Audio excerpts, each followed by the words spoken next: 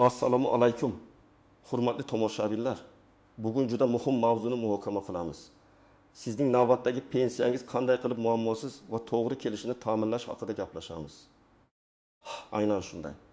Bu ma'lumot har bir pensioner uchun va nafaqat pensionerlar uchun, balki ularning oila a'zolari uchun ham hayotiy ahamiyatga ega. Ba'zi oddiy qoidalarga rioya qilmaslik pensiya to'lovlarida jiddiy uzilishlarga olib kelishi mumkin. Shuning uchun videoni oxirigacha diqqat bilan tomosha qiling. Hozirroq kanalimizga obuna bo'ling va videoga like bosing. Shunda bu muhim ma'lumot ko'proq odamga yetib boradi. Xo'sh, muammoning ildizi nimada?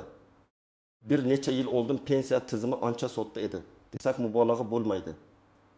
Odam pensiyaga chiqardi, barcha hujjatlar topshirilardi va pensiya har oy belgilangan sanada bank kartasiga yoki pochta orqali kelib tushardi. Asosiy e'tibor pensiyani hisoblash va dastlabki rasmiylashtirishga qaratilgan edi. Ammo keyingi to'lovlar odatda avtomatik ravishda davom etar edi va faqatgina shaxs vafot etganida yoki yashash joyini o'zgartirganida sezilarli muammolar yuzaga kelardi. Endi esa vaziyat tubdan o'zgardi. Pensiya tizimi raqamlashtirilmoqda, ma'lumotlar bazalari muntazam ravishda yangilanmoqda, shaxsiy ma'lumotlarni tekshirish jarayonlari kuchaytirilmoqda, bank tizimlari bilan integratsiya chuqurlashmoqda. Bu bir tomondan shaffoflikni oshiradi va korrupsiya xavfini kamaytiradi, ammo boshqa tomondan pensionerlardan o'z ma'lumotlariga nisbatan yanada e'tiborli bo'lishni talab qiladi. Hozirgi kunda eng kichik nomuvofiqlik, hatto oddiygina pasport muddati o'tganligi yoki bank kartasining eskirganligi ham pensiya to'lovlarining kechikishiga yoki butunlay to'xtatilishiga sabab bo'lishi mumkin. Bu shuni anglatadiki, siz o'ylaganingizdan ko'ra ko'proq narsaga e'tibor berishingiz kerak. Eski avtomatik tizim endi ishlamaydi. Davlat xizmatlari va banklar o'rtasidagi ma'lumot almashinuvining kuchayishi natijasida sizning shaxsiy ma'lumotlaringizdagi har qanday o'zgarishlar yoki nomuvofiqliklar darhol aniqlanib, to'lov jarayoniga ta'sir qilishi mumkin. Bu pensiyaga chiqadigan yangi avlod uchun ham, allaqachon pensiya olib turganlar uchun ham dolzarb. Shuning uchun keyingi pensiyangiz to'g'ri kelishi uchun nimalarga e'tibor berishingiz kerakligini chuqur tahlil qilaylik. Birinchi asosiy qism. Siz nimalarni bilishingiz kerak, kim xavotir olishi kerak va kim xavotir olmasligi mumkin. Eng avvalo, har bir pensioner o'z shaxsiy ma'lumotlarining dolzarbligini doimiy ravishda tekshirib turishi shart. Bu fuqarolik pasporti, doimiy yashash manzili va bank kartasi ma'lumotlarini o'z ichiga oladi. Davlatning maqsadi to'lovlarni aniq, shaffof va bevosita oluvchiga yetkazishdir. Agarda sizning ma'lumotlaringizda eskirish yoki nomuvofiqliklar mavjud bo'lsa, tizim buni xavf sifatida baholashi va to'lovni vaqtincha to'xtatishi mumkin. Kim xavotir olishi kerak? Birinchidan, yaqin 6 oy ichida pasportining muddati tugaydiganlar yoki yangi pasport olganlar. Ikkinchidan, bank kartasining muddati tugayotganlar yoki yangi karta olganlar, shuningdek bankni o'zgartirganlar. Uchinchidan, yashash manzilini o'zgartirganlar, hatto bir shahar ichida bo'lsa ham. To'rtinchidan, pensiyani ishonchnoma asosida oluvchilar, chunki ishonchnomaning muddati bor va uni vaqti bilan yangilab turish kerak. Beshinchidan, nogironlik pensiyasini oluvchilar, chunki ular vaqti bilan qayta ko'rikdan o'tishlari shart. Oltinchidan, yaqinda familiyasini, ismini yoki otasining ismini o'zgartirganlar, kim xavotir olmasligi mumkin. Agar sizning pasportingiz uzoq muddatga amal qilsa, bank kartangizning muddati yaqinda tugamayotgan bo'lsa, yashash manzilingiz barqaror bo'lsa va siz pensiyani shaxsan o'zingiz to'g'ridan-to'g'ri bank kartangizga olib tursangiz, unda sizning xavotirlaringiz kamroq bo'lishi mumkin. Lekin baribir ehtiyotkorlik zarar qilmaydi. Keling, real hayotdan bir nechta misollarni ko'rib chiqaylik. Birinchi misol, Toshkentda yashovchi 7 yoshli Amad aka bir umr zavodda ishlagan va pensiyasini har oy o'z vaqtida olib kelgan. Uning eski nomidagi pasporti 10 yil avval o'z muddatini tugatgan, lekin Amad aka bunga e'tibor bermagan. Chunki u pasportini faqatgina bankda pensiya pulini yechayotganda ishlatardi va u yerda ham hech kim bu haqda ogohlantirmagan. Yangi raqamli tizimga o'tilganda. Ahmad akaning pasport ma'lumotlari haqiqiy emas deb topildi va uning pensiya to'lovi avtomatik ravishda to'xtatildi. Ahmad aka 3 oy davomida pensiya ololmagach, pensiya jamg'armasiga murojaat qildi. Ma'lum bo'lishicha, u avval pasportini yangilashi, keyin esa barcha ma'lumotlarni qayta ro'yxatdan o'tkazish kerak edi. Bu jarayon unga bir oy vaqt va anchagina asabga tushdi. Agar u avvaldan pasport muddatini tekshirganda bu muammolarga duch kelmasdi. Ikkinchi misol, Qashqadaryolik 65 yoshli Dilbar opa o'z pensiyasini bank kartasiga olardi. Uning bank kartasining muddati fevral oyida tugagan, lekin Dilbar opa buni unutib qo'ygan. Mart oyida pensiya kelmaganida u bankka bordi. Bank xodimlari kartaning muddati tugaganligini va yangi karta rasmiylashtirish kerakligini aytishdi. Yangi karta olish uchun arizalar, kutishlar, pin kodlar, bularning hammasi Dilbar opaga qiyinchilik tug'dirdi. Yangi karta olgach ham pensiya bir hafta kechikib keldi. Chunki pensiya jamg'armasi bankdan yangi karta ma'lumotlarini olishi va tizimda yangilash kerak edi. Natijada Dilbar opa bir hafta kutilmagan moliyaviy qiyinchiliklarga duch keldi. Uchinchi misol, Samarqandlik xotin yoshli Shuhrat aka yaqinda pensiyaga chiqqan. Hujjatlarni topshirishda u tug'ilganlik haqidagi guvohnomada ismining Shuhrat deb yozilganini, pasportida esa Shuhrat deb noto'g'ri yozilganini bilib qoldi. Bu kichikgina harf xatosi dastlab pensiya to'lovi jarayonini deyarli 2 oyga kechiktirdi. Pensiya jamg'armasi bu nomuvofiqlikni aniqlab, unga avval pasportidagi xatoni tuzatishni, keyin esa qayta murojaat qilishni maslahat berdi. Shuhrat aka avval pasport bo'limiga borib, xatoni tuzatib, so'ngra pensiya jamg'armasiga qayta murojaat qilganidan so'nggina pensiya olishga muvaffaq bo'ldi.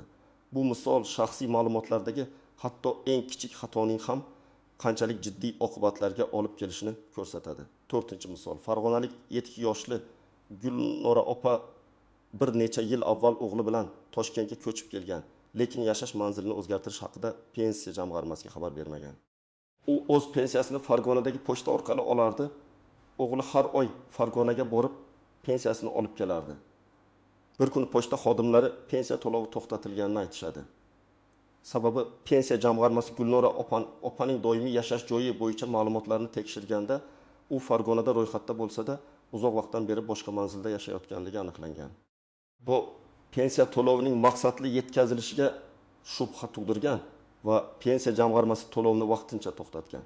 Gulnora opa Toshkentdagi pensiya jamg'armasiga murojaat qilib, Toshkentga doimiy ro'yxatga o'tganidan so'nggina uning pensiyasi qayta tiklandi va Toshkentdan oladigan bo'ldi. Bu holatda yashash manzilidagi nomuvofiqlik ham pensiyaning to'xtatilishiga sabab bo'lgan. Ikkinchi asosiy qism, qoidalardan istisnolar, tuzoqlar va ko'zdan panada qoladigan nozik jihatlar. Pensiya tizimi ba'zan o'ziga xos murakkabliklarga ega bo'ladi. Ba'zi holatlarda oddiy qoidalar yetarli bo'lmaydi va qo'shimcha e'tibor talab etiladi. Ishonchnomalar bilan bog'liq muammolar.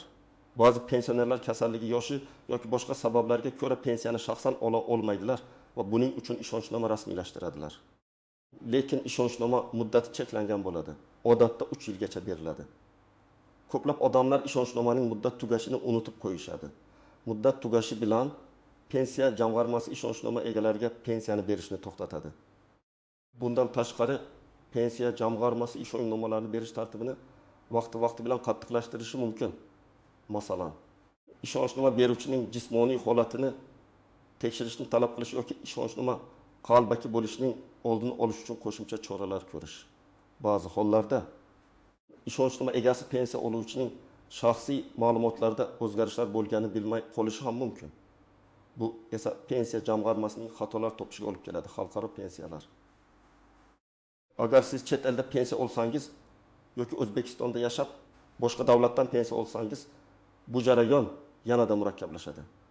Xalqaro shartnomalar, valyuta kurslari o'zgarishlari, shaxsiy ma'lumotlarni tasdiqlash uchun har yili hayotda borligi to'g'risidagi sertifikatni taqdim etish zaruriyati kabi omillar to'lovlarda uzilishlarga sabab bo'lishi mumkin. Ba'zi davlatlar shaxsni tasdiqlovchi hujjatni shaxsan taqdim etishni talab qiladi. Bu esa chet elda yashovchilar uchun jiddiy muammo tug'diradi. Nogironlik pensiyasini qayta baholash. Nogironlik pensiyasi oluvchilar belgilangan muddatlarda tibbiy mehnat ekspert komissiyasining qayta ko'rigidan o'tishlari shart. Agar ushbu muddat o'tkazib yuborilsa yoki komissiya xulosasiga ko'ra nogironlik darajasi o'zgarsa, pensiya to'lovi to'xtatilishi yoki miqdori o'zgarishi mumkin. Ko'plab odamlar ushbu muddatlarni esdan chiqarib qo'yishadi. Bu esa pensiyaning bekor bo'lishiga olib keladi. Bo'g'uvchisini yo'qotganlik pensiyasi. Bu turdagi pensiya oluvchilar uchun ham maxsus qoidalar mavjud. Masalan, pensiya oluvchi farzand 12 yoshga to'lsa yoki o'qishni tugatsa, pensiya to'xtatilishi mumkin. Shuningdek, turmush qurish, ishlashga kirishish kabi holatlar ham pensiyaning bekor bo'lishiga sabab bo'ladi. Bu o'zgarishlar haqida pensiya jamg'armasini o'z vaqtida xabardor qilish juda muhim. Oila holatidagi o'zgarishlar, familiyasini o'zgartirganlar, masalan, ayollar turmushga chiqqanda yoki ajrashganda, shuningdek, pensiya oluvchining o'limi haqidagi ma'lumotlar tizimga o'z vaqtida kirmasligi natijasida ham muammolar yuzaga kelishi mumkin. Pensiya jamg'armasi avtomatik ravishda bu ma'lumotlarni Davlat xizmatlari agentligi ma'lumotlar bazasidan oladi, ammo ba'zida bu jarayon kechikishi yoki xatolar bilan sodir bo'lishi mumkin. Talab qilinmagan pensiyalar. Ba'zi sabablarga ko'ra pensiya bir necha oy davomida olinmay qolsa, pensiya jamg'armasi ushbu mablag'larni talab qilinmagan deb belgilashi va qaytarib olishi mumkin. Bunday holatda pensiya pulini qaytarib olish uchun qo'shimcha murojaat va hujjatlar talab etiladi. Bu ko'pincha uzoq vaqt chet elda bo'lgan yoki og'ir kasallik tufayli to'lovlarni o'z vaqtida ola olmagan shaxslarda uchraydi. Raqamli portaldagi nosozliklar. My.uz yoki boshqa raqamli platformalar orqali pensiya ma'lumotlarini tekshirishda vaqti bilan texnik nosozliklar yuzaga kelishi mumkin. Bu esa pensiya to'g'risidagi ma'lumotlarni yangilash yoki olishda qiyinchiliklarga olib kelishi mumkin. Bunday holatlarda shaxsan pensiya jamg'armasiga murojaat qilish zarur bo'ladi. Ba'zan tizimda sizning ma'lumotlaringiz yangilanganini ko'rsatsa ham, aslida pensiya jamg'armasi bazasida bu aks etmasligi mumkin. Shuning uchun har doim ikki tomonlama tekshirishga harakat qiling. 3-asosiy qism. Amaliy maslahatlar. Siz nima qilishingiz kerak? Navbatdagi pensiyangiz qanday kelishi uchun amalga oshirishingiz kerak bo'lgan aniq qadamlar va ko'rsatmalar. 1. Shaxsiy hujjatlaringizni muntazam tekshiring. Har 6 oyda bir marta fuqarolik pasportingiz yoki identifikatsiya ID kartangizning amal qilish muddatini tekshiring. Agar muddati tugashiga 6 oydan kamroq vaqt qolgan bo'lsa, uni zudlik bilan yangilang. Esingizda bo'lsin, yangi pasport yoki ID karta olganingizda undagi ma'lumotlar avtomatik ravishda pensiya jamg'armasi tizimiga kirmasligi mumkin. Shuning uchun yangi hujjatni olgach, pensiya jamg'armasining hududiy bo'limiga murojaat qilib, ma'lumotlaringizni yangilashingiz shart. Bu ayniqsa familiyasini o'zgartirgan ayollar uchun juda muhim. Bank kartangiz va hisob raqamingizni nazorat qiling. Bank kartangizning amal qilish muddatini muntazam tekshirib turing. Odatda bank kartalarining muddati 3 yildan 5 yilgacha bo'ladi. Agar kartaning muddati tugashiga 2-3 oy qolgan bo'lsa, zudlik bilan bankka murojaat qilib yangi karta oling. Yangi karta olgach, uning raqamlarini pensiya jamg'armasiga xabar berishingiz shart. Agar siz bankni o'zgartirsangiz yoki boshqa bankdagi hisob raqamiga pensiya o'tkazishni istasangiz, avval eski bank kartangizni yoping va yangi hisob raqamingizni pensiya jamg'armasiga yozma ravishda xabar qiling. Bu jarayonni My.uz portali orqali ham amalga oshirish mumkin, lekin pensiya jamg'armasiga shaxsan murojaat qilish eng ishonchli usul hisoblanadi. Yashash manzilingizdagi o'zgarishlarni rasmiylashtiring. Agar siz doimiy yashash manzilingizni o'zgartirgan bo'lsangiz, hatto bir shahar yoki tuman ichida bo'lsa ham, bu haqda pensiya jamg'armasini darhol xabardor qiling. Ro'yxatga olish joyingizdagi o'zgarishlar pasportingizga qayd etiladi. Ammo pensiya jamg'armasi o'z ma'lumotlar bazasini yangilashi uchun sizdan rasmiy ariza talab qilishi mumkin. Bu ayniqsa pochta orqali pensiya oluvchilar uchun muhim, chunki pensiya eski manzilga yuborilishi mumkin. 4. Ishonchnomalarni nazorat qiling. Agar siz pensiyani ishonchnoma asosida olsangiz, ishonchnomaning amal qilish muddatini doimiy ravishda tekshiring. Muddat tugashidan kamida 1 oy oldin yangi ishonchnomani rasmiylashtiring. Yangi ishonchnomani pensiya jamg'armasiga taqdim etishingiz shart. Shuni ham unutmangki, ba'zi hollarda pensiya jamg'armasi pensiya oluvchining shaxsan o'zi kelib, hayotda borligini tasdiqlashni talab qilishi mumkin. 5. Nogironlik pensiyasi uchun qayta ko'rik muddatlarini o'tkazib yubormang. Agar siz nogironlik pensiyasi olsangiz, tibbiy mehnat ekspert komissiyasining qayta ko'rigidan o'tish muddatlarini qat'iy nazorat qiling. Muddat yaqinlashganda shifokoringiz bilan bog'lanib, barcha zaruriy hujjatlarni tayyorlang va qayta ko'rikdan o'ting. Komissiya xulosasini pensiya jamg'armasiga o'z vaqtida taqdim eting. 6. Pensiya jamg'armasiga shaxsan murojaat qilish. Yuqorida sanab o'tilgan har qanday o'zgarishlar yoki nomuvofiqliklar aniqlanganida eng to'g'ri yo'l bu sizning doimiy yashash joyingizdagi pensiya jamg'armasining hududiy bo'limiga shaxsan murojaat qilishdir. Qanday hujjatlarni to'plashingiz kerak? fuqarolik pasporti yoki ID karta, pensiya guvohnomasi, bank kartasi, agar pensiya kartaga kelayotgan bo'lsa, agar mavjud bo'lsa, familiya, ism, otasining ismi o'zgarganini tasdiqlovchi hujjatlar, nikoh guvohnomasi, ajrim guvohnomasi. Yashash joyini o'zgartirgan bo'lsangiz, yangi manzilga ro'yxatga olinganlik haqidagi ma'lumotnoma, pasportdagi shtamp. Nima yozishingiz kerak? Pensiya jamg'armasi xodimlari sizga tegishli ariza blankasini berishadi. Bu ariza odatda ma'lumotlarni yangilash, bank rekvizitlarini o'zgartirish yoki manzilni o'zgartirish haqida bo'ladi. Arizani to'g'ri to'ldirishingiz va zarur hujjatlarning nusxalarini ilova qilishingiz kerak.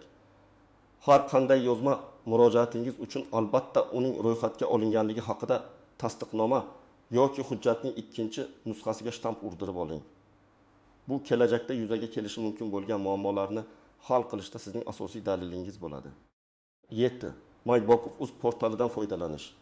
Agar siz internetdan foydalana olsangiz, MyBakov.uz yagona interaktiv davlat xizmatlari portalida o'z ma'lumotlaringizni tekshirishingiz va ba'zi o'zgarishlarni onlayn tarzda kiritishingiz mumkin.